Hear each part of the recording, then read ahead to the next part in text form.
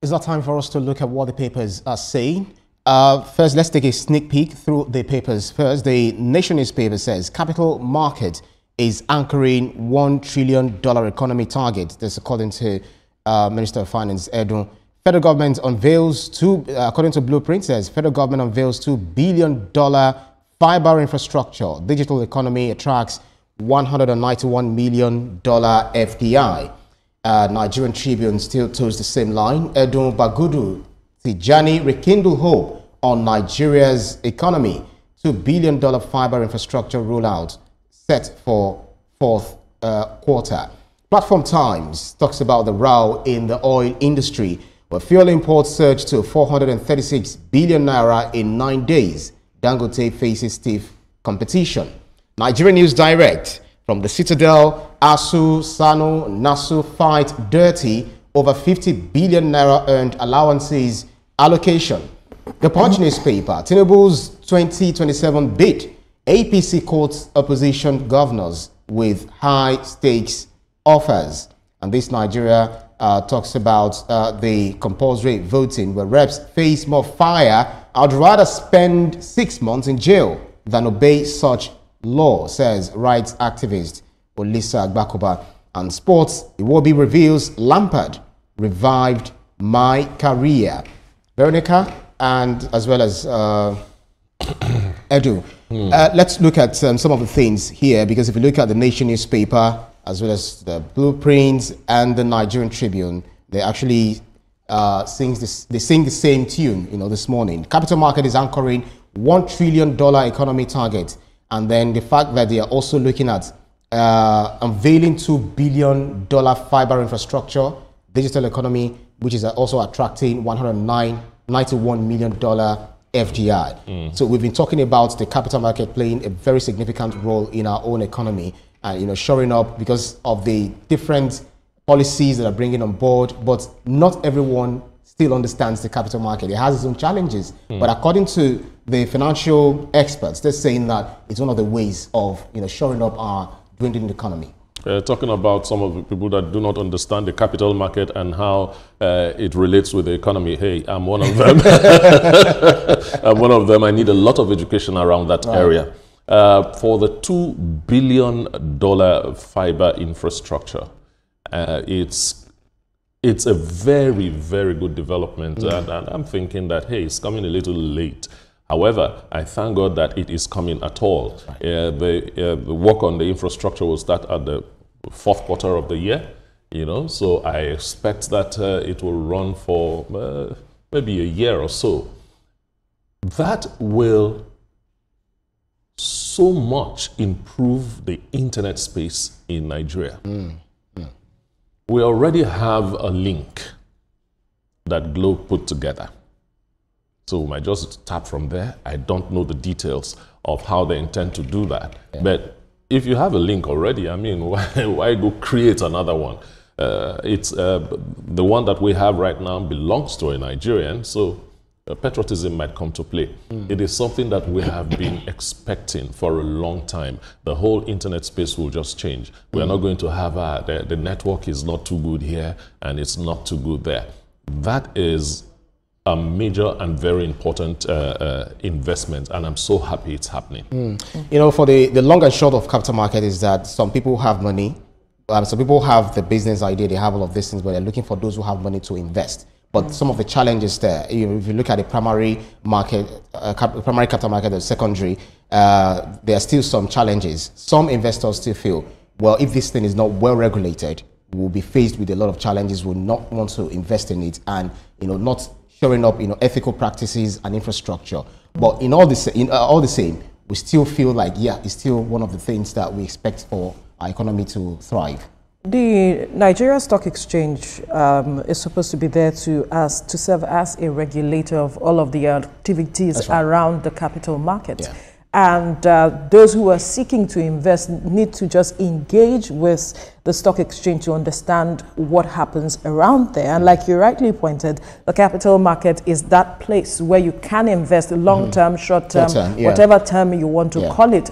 at the end of the day. And because of market literacy, a lot of persons have not been able to understand what it is that goes on at that point, and so are not investing as they should.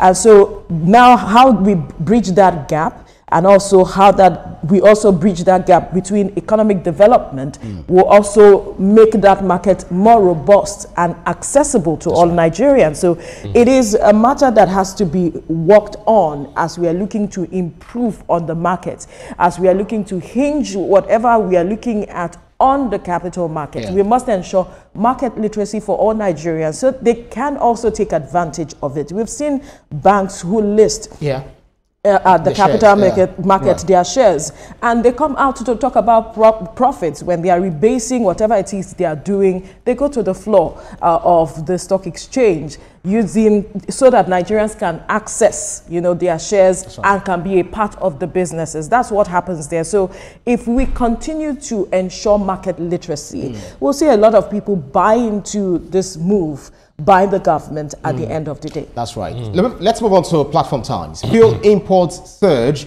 to 436 billion naira in 9 days. Dangote faces stiff competition. We were happy that we had Dangote refinery, coming on stream. At the same time, we were thinking, yes, there won't be over dependence on importation and all of that because of the strain it puts on our foreign exchange. But here we go. 436 billion naira is still a threat to what we think is our own, national, what do we call it? Well, in the oil industry, we have Warri Refinery. They are not even talking about it any longer. Yes, when I saw that headline, I was a little bit surprised. I said, are they still importing that much? And with the Dangote refineries doing, do I call it the magic with pricing? How competitive is it? They say it's not because it's not competitive. It's not allowing for easy competition among themselves. So the price is not sustainable. That's the reason they want it out. Exactly. So if they are doing that, then it's time for Dangote or all the players in that sector to come together and say, look, we have to chart a course for Nigeria, because this thing is affecting Nigeria as a country and affecting Nigerians even more. It is so expensive to go to work now. And all these things play out to that. It's even expensive to stay at home. There is no light and then there's heat. So, well, let's wait and see if this large importation is going to give us any kind of relief. If the idea is profit for the marketers, then there's a problem. But if the idea is for the availability of the product for the people, then it is good. But it's looking so much like profit for the marketers. Either way, two wrongs would never make a right. Because Absolutely. we know what dollar is saying to the naira, how is, bugaing to our currency, so to speak. Even though we are trying to stabilize the naira, we are still having that disparity at the end of the day. But the challenge had always been the fact that most of the marketers felt that Dangote is going to be the sole distributor, and so it was not going to ensure that competitiveness that they have often spoken about. And then we have seen the drama around, this person's petrol is better, that person's petrol is not, and all of those conversations. How are they accessing that petrol? The pricing, is it profitable for them? They'll tell you they're in business for profit at the end of the day. So a lot of things happening behind the scene that we may not know about may have not been in the interest of a majority of these marketers, and so decided, let us push our own business and keep importing the way we can, so that we can still be in business for profit. Because if we go to Dangote, he can now start, becoming that emperor for this business, and we may not be able to do what we want at the end of the day. We do not want. Yes, monopoly is what we don't want. But at the same time, what is NNPCL doing? What is NNPC doing? The refineries, like you rightly know, the one that came upstream, I think it was the Port Harcourt refinery at some point, that was last year, or Warri, whichever one amongst the two, had shut down. We were blending, but it has shut down So as we speak. Warri refinery later turns, makes us worry. Yeah, so we are worried right now as to how do we move on from there. Why are we not allowing other local manufacturers who are also playing in this environment to have access to crude? They have often spoken about the fact that they haven't gotten crude from government, and so they want crude from government so that there can be that competition. So many things I would want to know concerning all this stuff. That's right. There's an opportunity for people to invest in modular refineries. It's a different Some people have licenses, but do not have access to crude. That's right. There is an easy calm in the citadel of learning, and at the same time is over what is the root of every evil, which is money. We recall that if there's an allocation of 50 billion naira aid allowances, to these people. So ASU, SANU, and NASU are fighting dirty. It's on the front page of Nigerian News Direct. So exactly, some are saying that it's going to be an 80-20.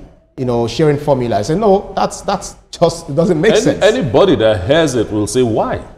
Are you saying that the non-academic staff unions are not as important as the academic staff? That has always been the problem. It has been there for ages. And one cannot function without the other. Yes. So, I mean, let's think about fairness. So who is supposed to talk about or put in place the sharing formula? I think we should not just leave that for them to look at how they should resolve. There has to be a template which they can work with, then we'll not be having this dirty fight that we are seeing at the end of the day. That's right, very good. So let's move on to the Punch newspaper. Tinubu's 2027 bid, APC courts opposition governors with high-stakes offers. Governors offered ministerial appointments, return tickets to nominate successors, National Assembly members, others. I want us to take this in line with this Nigeria saying that compulsory voting reps are facing more fire, because this has to do with politics, voting, and of the quite related. But if you look at it, some people are already fighting for their own survival. Those that are going for second term are already thinking of, I think I just need to leave my party and join the larger sheep. Yes, this is a period where people get disappointed. People say, what is going on with this person? How can you take that kind of decision? Look, the drama is going to be louder as we get closer to election day or campaign period. APC is having a lot of people decamping into APC, and yet they are still looking for the ones that are, how do I call them? Choice members. They are, I mean, look at this now. Juicy positions. They are talking to governors, and look, governors are really big when it comes to party politics. That's right. So APC is doing the right thing right now, talking to them, giving them high stakes, getting them to sway their minds and say, look, I'm going the other way. Now, what we want to talk about the compulsory voting thing. From the very first day this thing came up, my question was, how are they going to enforce it? How? That idea may sound novel, but is it practicable?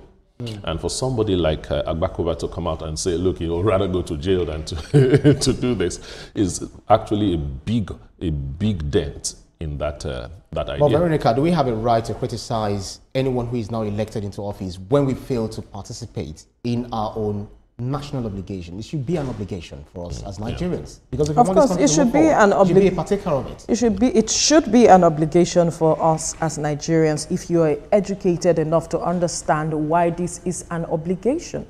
But a majority of Nigerians do not have that understanding of their role, the role they play in a democracy, and so they are relaxed and just want to make comments on what goes on social media and all of it. But as it stands right now, we have to have a level playing field. For me, it's this move by the House of Reps it's obviously pointing to the fact that there is a failure on the part of political parties engaging people who are meant to be part of their political party. You are not engaging them enough, such that the people who are part of your party can also educate those who are not part of the party to come and become a member of that party. It's a failure of that structure. And so perhaps the House of Rep wanted to come in and save the whole process. But here we are, a lot of uproar here and there, people not trusting the system, thinking that the system wants to take advantage. Then on the matter of APC talking to governors and all of it, I differ on what Etoma is saying they're doing the right thing. I'm not sure I'm on that page with them. Why are you calling people to come or trying to woo these persons to come and belong to your party? Of course, democracy is a game of numbers. The more you are, the more the merrier. Democracy is a game of numbers. But then it begins to turn towards the path where people are saying we are becoming one-party state. Yeah, I understand. At the end of the day. That's what it is. So if we become one-party state, whose fault is that democracy? No, so whose fault is that democracy? Yes or no? We just talked about compulsory voting. Is that Sorry, democracy? we just talked about compulsory just voting. Yes or no, we answer me. Is that democracy? No. You see, the thing is that democracy at the end of the day because it's a game of numbers. The higher the number, the higher the figure, the more chance you get. It's not democracy. So that is why we need to be because you have come out to say that we are not heading towards a one-party state. Yet you are speaking to governors. Then it means you are speaking from both sides. It is not left for the governor. So it is now left for the governor to decide, oh, I do not want to be a part of based this. on what because supporters agree upon. Because this is where I want to belong. Right. But at the end of the day, the party in its wisdom is doing what they feel is right. But does it benefit our democracy? That is what I'm asking. Yeah. Because of our time. Okay. Because of our time. Let's talk about what is reported regarding Iwobi, who revealed that Lampard revived his career. Again, he had lackluster experience when he nearly joined Everton in 2019 or thereabouts, and then he didn't really perform. And Lampard came, gave them a new lease of life. Although there are those who will say that Lampard had an underwhelming performance while he was in Everton as manager.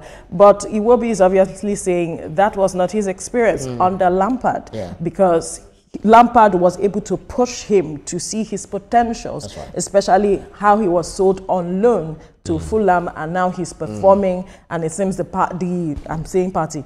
It's still party anyway. the club is now perhaps, regretting their move, seeing how he's performing in Fulham. We got to go, folks. That's about it for the news.